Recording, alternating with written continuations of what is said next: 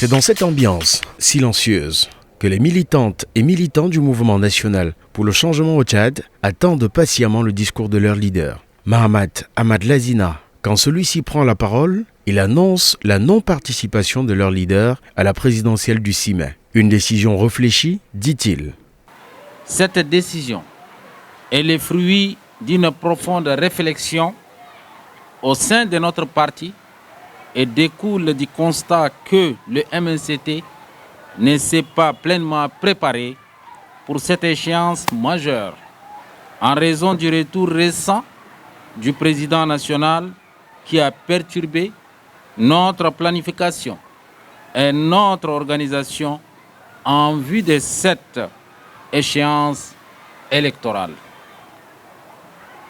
Au MNCT, nous croyons fermement que la participation à des élections doit être motivée par la volonté de gagner, je dis bien par la volonté de gagner et de servir au mieux l'intérêt de notre pays.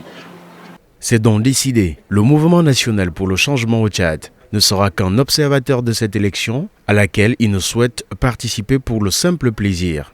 Pour le moment, ce sont plus de 10 candidats qui ont été investis pour cette course à la présidentielle. Nous considérons que les conditions actuelles ne sont pas proposées à un scrutin démocratique et transparent. Nous souhaitons exprimer notre désaccord avec le système politique en place et notre volonté de voir un changement significatif dans le gouvernement de notre pays. En refusant de participer aux élections présidentielles, nous remercions à chacun de vous de notre engagement citoyen. Nous continuons à vous informer et participer des actions citoyennes qui œuvrent pour une société plus idéale et équitable.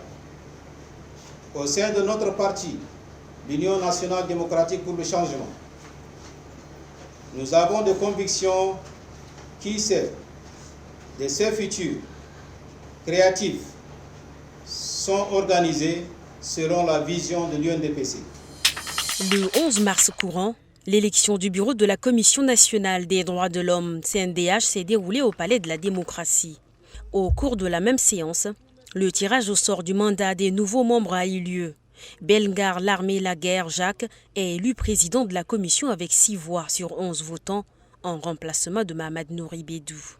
La Commission nationale des droits de l'homme a eu à faire ses preuves appréciées par l'opinion nationale aussi bien qu'internationale. Le mandat de l'équipe sortante étant arrivé à terme, le processus de renouvellement de l'institution a été enclenché depuis le 28 décembre 2023 par décision numéro 446/CNT/Q/SG/2023 portant attribution et fonctionnement d'un comité ad hoc chargé de l'organisation des élections des commissaires à la Commission nationale des droits de l'homme. Et le nouveau président en profite pour mettre les pendules à l'heure. Chaque commissaire et le personnel technique comptent énormément pour moi dans la quête du changement pour le bon fonctionnement de la Commission nationale des droits de l'homme. En revanche, j'affirme que nous ne sommes ni des politiciens, ni des activistes, ou encore la CNDH n'est pas une association. Par conséquent, nous devons nous démarquer en tant que commissaire ou personnel d'une institution nationale de droits de l'homme pour soutenir un ancrage à la démocratie et la défense des droits de l'homme au Tchad. La cérémonie d'installation s'est déroulée en l'absence du président sortant Mahamat Nouri Bédou, qui, selon Human Rights Watch, serait destitué de ses fonctions à la veille des élections. Les militants du Parti Rassemblement National pour la Démocratie, RNDT, Le Réveil, ont déposé le 15 mars la candidature de leur président Pahimi Padaké Albert au Conseil constitutionnel. Le secrétaire général du RNDT, Mbaye Sébastien, qui s'est exprimé à cette occasion, a souligné que leur candidat est envoyé par Dieu pour sortir les Tchadiens de la souffrance. Pour lui, les Tchadiens sont marginalisés par le régime qui dirige le pays depuis plus d'une trentaine d'années. La capitale tchadienne N'Djamena accueille depuis hier 14 mars 2024 la réunion de haut niveau des commissaires de la défense des pays contributeurs de la force multinationale mixte de la commission du bassin du lac Tchad. Ce matin, le ministre des Armées et des anciens combattants et victime de guerre, Dago Yakuba, a accueilli son homologue nigérien, Aladji Mohamed Badarou Aboubakar. L'objectif principal de cette rencontre est d'évaluer les avancées de la lutte contre le terrorisme dans la région du lac Tchad et de renforcer la coopération entre les pays membres de la force multinationale mixte. Les ministres de la Défense ont échangé sur les mesures à prendre pour soutenir les efforts de reconstruction et de développement dans cette région. Le ministre de la Santé publique, Dr Abdelmajid Abderrahim, a réceptionné ce vendredi 15 mars 2024 des kits de produits médicaux et des réactifs de laboratoire offerts par l'Organisation mondiale de la santé. Dr Ndaizo Arsène, représentant de la représentante de l'OMS au Tchad, a indiqué que cette donation démontre la détermination de l'OMS à participer au renforcement des capacités du système de santé du Tchad face à la crise humanitaire sans précédent à l'est du Tchad. Ce geste, dit-il, est aussi une invitation à tous les partenaires techniques du secteur de la santé à poursuivre les différents appuis afin de maintenir une offre de soins adéquate sur l'ensemble du pays. Ce don, estimé à plus de 468 millions de francs CFA, permettra d'améliorer la disponibilité et l'accessibilité des médicaments essentiels du niveau des formations sanitaires et de contribuer à la qualité des soins, a ajouté Dr Ndaizo. Difficile de se frayer un passage au marché de Démé. En cause, l'obstruction illégale des voies par les commerçantes et commerçants. Pour remettre de l'ordre, la mairie du 7e arrondissement a décidé de les déguerpir, ce qu'ils trouvent inadmissible. Les bénéfices que les femmes font chaque jour rentrent dans ce conflit qu'il y a entre la police municipale et les femmes commerçantes. Les petits sous qu'on gagne rentrent dans ce souci. Le droit de place de la mairie que nous connaissons est de 100 francs. Ça fait 31 ans que je suis commerçante, mais je ne gagne rien.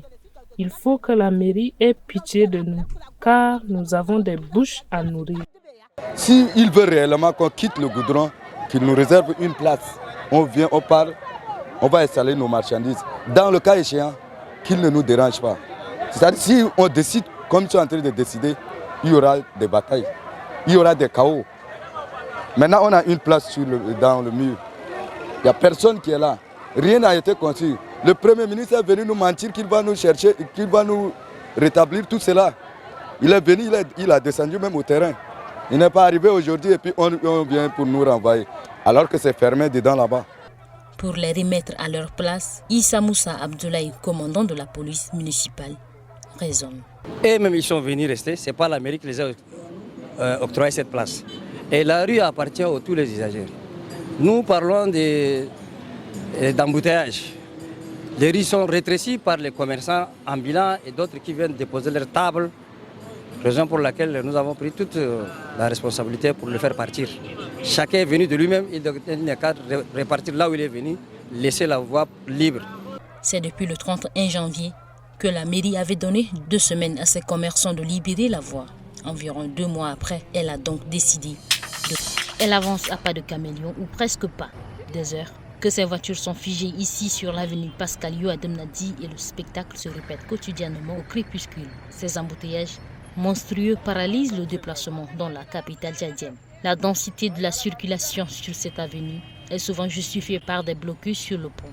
Pour traverser ces environs, il faut parfois attendre plus de 30 minutes au plus grand dam des usagers. Les policiers sont dépassés. Ça demande que les policiers, il faut qu'on augmente d'abord. Sinon, au niveau de Walla aussi, c'est un peu serré. On n'arrive pas à contourner, on n'arrive pas à faire. Maintenant, on marche au sens contraire. C'est difficile, hein, très difficile. Du moment où tout le monde veut rentrer à l'heure de pointe, généralement ici, au rond-point de double voie, c'est généralement comme ça. Et c'est la pagaille. Alors c'est dû au fait que les gens, même les usagers, ne respectent pas la circulation. Et aussi, il faut aussi incomber la responsabilité à la police qui ne réglemente pas la circulation.